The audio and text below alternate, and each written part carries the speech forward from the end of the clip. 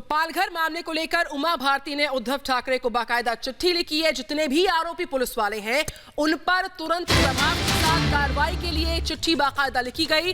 Police वालों पर 302 का केस दर्ज हो, ये कहा गया है। इस चिट्ठी के जरिए उमा भारती ने कहा कि जितने भी आरोपी पुलिस वाले हैं उन पर तुरंत प्रभाव के साथ कार्रवाई हो, 302 का केस दर्ज किया जाए। और इसी मामले के तहत पालघर मामले का गंभीरता पूर्वक संज्ञान लेते हुए उमा भारती ने सीएम उद्धव ठाकरे को इस मामले के तहत कड़ी कार्रवाई के साथ एक चिट्ठी लिखी है और 302 के केस दर्ज होने की बात का जिक्र किया गया इस चिट्ठी में जो जानकारी मिल रही है। जी हां, तो पालघर मामले को लेकर के उद्धव ठाकरे लगातार घिरते चले जा रहे हैं। कल उनकी ओर से एक प्रेस कॉन्फ्रेंस की गई थी जिसमें उन्होंने बहुत सारी जानकारी साझा की थी। खैर, इसी खबर पर इसी बीच हमारी संवाददाता सत्य विजय हमारे साथ जुड़ चुके हैं। सत्य विजय, कल पीसी तो करी थी, लेकिन इसी बीच हम देख रहे हैं कि लगातार घिरने का सिलसिला खत्म नहीं हो रहा है। अब चिट्ठी लिख दी है उमा भारती ने उद्धव ठाकरे को। जी हाँ, बिल्कुल। देखिए, उमा भारती ने कल भी ट्वीट करके अपना रुख जो है वो बताया था और उद्धव ठाकरे पर निशाना साधा था। आज फिर उमा भारती ने उद्धव ठाकरे को पत्र लिखा है और पत्र लिखकर साफ तौर पर उमा भारती ने कहा है कि उद्धव ठाकरे एक ऐसे पिता की संतान है जो कि धर्म को मानते थे। ऐसे में उन पुलिसकर्मियों को जिन्होंने साधु की सुरक्षा नहीं की, साधु को भीड़ के हवाले कर दिया, उन पुलिस वालों पर भी 302 यानी हत्या की धाराओं में केस दर्ज होना चाहिए। और अगर ऐसा नहीं होता है तो पाप के भागीदार उद्धव ठाकरे भी होंगे, ये उमा भारती ने अपने पत्र में लिखा है। इसके अलावा उमा भारती ने यह भी कहा है कि साधु जिसकी मौत हुई है उसके प्रायश्चित के लिए वो आज एक दिन का व्रत भी रख रही हैं। और इसके अलावा वो जब ये लॉकडाउन खत्म होगा तो तक उस स्थल पर भी जाएंगी जहां पर की ये पूरी घटना हुई। तो कह सकते हैं कि उद्धव ठाकरे लगातार गिरते जा रहे हैं। उमा भारती जो कि एक बड़ा हिंदू चेहरा भी है, भाजपा की बड़ी नेता है, उन्होंने उद्धव ठाकरे पर यह निशाना साधते हुए कहा कि पुलिसकर्मी भी उतने ही दोषी हैं जितने कि वो लोग जिन्होंने साधु की हत्या की थी। जी सत्य विजय, आप नजर बनाए रखिए, एक बार फिर से आपके पास लौटेंगे। और इसी बीच पालघर मॉब लिंचिंग केस में लगातार कार्रवाई की मांग की जा रही है। जूना अखाड़ा ने कार्रवाई की मांग कर दी है। अब भारत के माथे पर कलंक लगा दिया है, ये कहना है रामदेव का। हत्याकांड वामपंथी सोच का नतीजा है, ये कहना है वीएचपी का।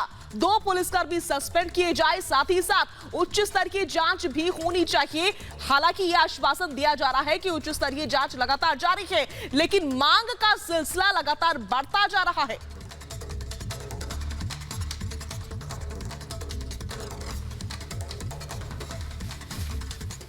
जी हां, तो पालघर मामले को लेकर के सबसे ताजा अपडेट हम आप तक पहुंचा रहे हैं। लगातार उद्धव ठाकरे एक तरफ घिरते जा रहे हैं, दूसरी तरफ गुस्सा जो है, आक्रोश जो है वो बढ़ता जा रहा है, क्योंकि ये कोई छोटी मोटी घटना नहीं थी। सरेआम 200 लोगों की भीड़ ने पुलिस वालों के सामने, पुलिसकर्मियों के सामने साधुओं की जान ले ली, जिसके बाद से ये मामला अब बढ़ता जा रहा है। और जिस तरह की स्थिति उत्पन्न हुई उसके बाद से ऐसा लगता भी है कि ये मामला आगे भी तूल पकड़ेगा। फिलहाल 3 तस्वीरें इस वक्त आपकी टीवी स्क्रीन पर। हालांकि कल ही उद्धव ठाकरे ने जानकारी दी है कि सीआईडी क्राइम को इस मामले को सौंप दिया गया है। साधुओं की पीट पीट कर हत्या, जल्लाद बनी भीड़, पुलिस बनी रही तमाशबीन। वाह रे उद्धव की पुलिस, तमाशबीन ही बनना था तो वर्दी पहनने की जरूरत क्या थी। कत्ल होता रहा, खून बहता रहा, कानून की खुलेआम धज्जियां उड़ती रहीं, लेकिन वर्दी वाले ये लोग तमाशा देखते रहे। उद्धव ठाकरे की पुलिस को यूं सरेंडर करते देख पूरा देश सख्ते में है, सदमे में है, दुख में है।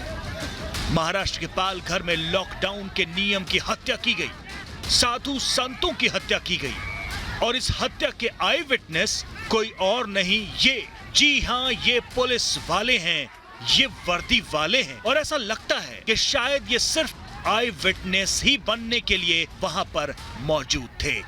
देश के साधु संत इससे बेहद नाराज हैं। पालघर की घटना को लेकर अयोध्या के हनुमानगढ़ी के पुजारी राजू दास धरने पर बैठ गए हैं। अयोध्या के संत परमहंस दास ने तो यहां तक कह डाला कि अगर 23 अप्रैल तक महाराष्ट्र में राष्ट्रपति शासन नहीं लगता तो वे आमरण अनशन करेंगे। यदि 23 तारीख तक जो है वहां जो है तो महाराष्ट्र में राष्ट्रपति शासन नहीं लागू हुआ, तो मैं 24 तारीख से आमरण अनशन करूंगा, अन्न जल का त्याग करके अपने कक्ष में। ये क्रूरता और राक्षसीपन जो है ये किया है, बहुत ही दुख है। और हम महाराष्ट्र सरकार के मुख्यमंत्री जो है विशेष रूप से उद्धव ठाकुर जो है उनसे पूरा उम्मीद करते हैं कि जल्दी से जल्दी हमें न्याय मिले। वाराणसी के संतों की नाराजगी भी खुलकर सामने आ गई है।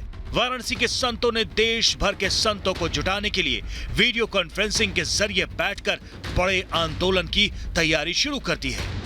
रिपब्लिक भारत से एक्सक्लूसिव बातचीत में महाराष्ट्र के पूर्व सीएम फडणवीस ने कहा कि चश्मदीदों के मुताबिक हमलावरों में एनसीपी के लोग शामिल थे।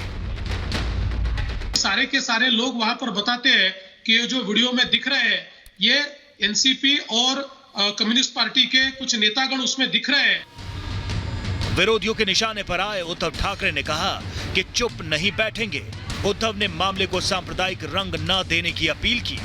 100 से भी ज्यादा लोगों को हमने गिरफ्तार किया है, जिनको 30 अप्रैल तक पुलिस कस्टडी मिली है। जो भी लोग इसमें गलतफहमी फैलाने की कोशिश करेंगे, कृपा कर ऐसा मत करें।